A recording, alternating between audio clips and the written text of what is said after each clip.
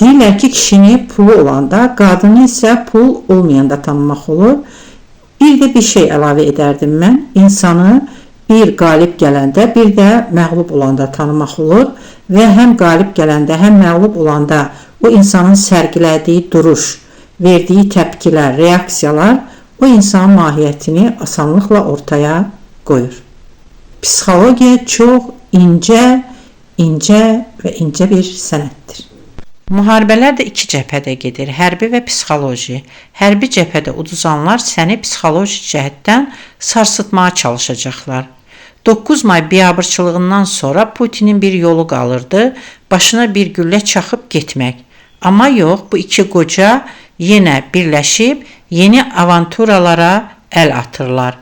Karlsonun qabağına bu dəfə Mendeli qoydular və hamı da lağla onu Yubkalı Aristoviç adlandırdılar. Aristoviç hardadırsa, Mendel də uçub ora gedəcək.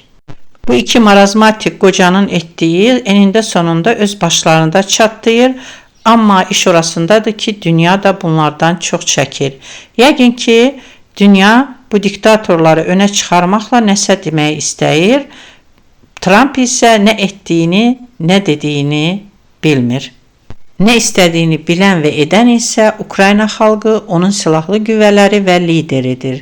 Eşq olsun onlara və həqiqət kimin tərəfindədirsə, o da qalibdir.